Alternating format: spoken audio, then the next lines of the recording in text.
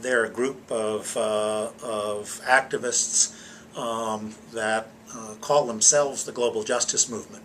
The Global Justice Movement has been active for more than a decade, both in the United States and elsewhere around the world. Some of the people who describe it call it a movement of movements.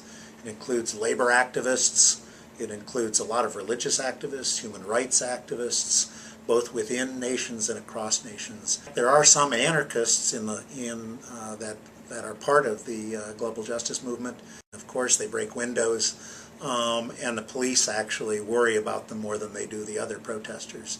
That's made sometimes very difficult interactions between protesters and police. It's very decentralized. There's no central coordination of the movement, and at an event like the G20 in Pittsburgh, it will draw some subset of those activists.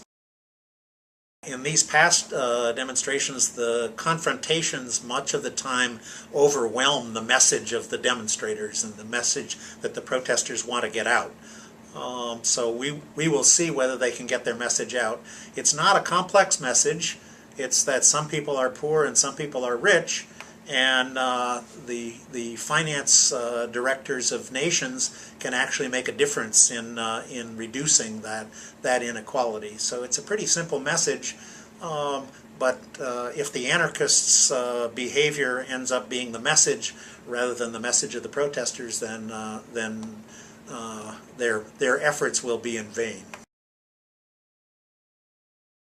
Local police agencies that find themselves in the position that the Pittsburgh local police do now spend tremendous effort in preparing, and they look back at earlier demonstrations and they take lessons from other jurisdictions. So for instance, the local city council in Pittsburgh has passed some new ordinances against using masks, because the anarchists who take part in these demonstrations typically will mask themselves. They also have passed some ordinances dealing with the way in which these global justice protesters connect themselves to one another so that they can disrupt traffic and block access to buildings.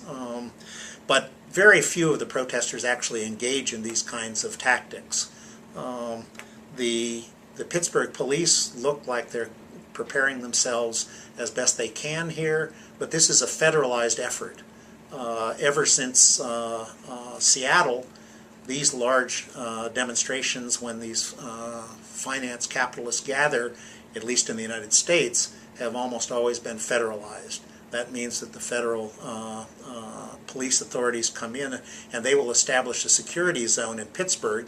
It remains to be seen whether or not the Obama administration will have any major impact on the way in which this federalized policing occurs. It had become increasingly repressive under the Bush administration, and we will only have to wait and see how it transpires in this situation.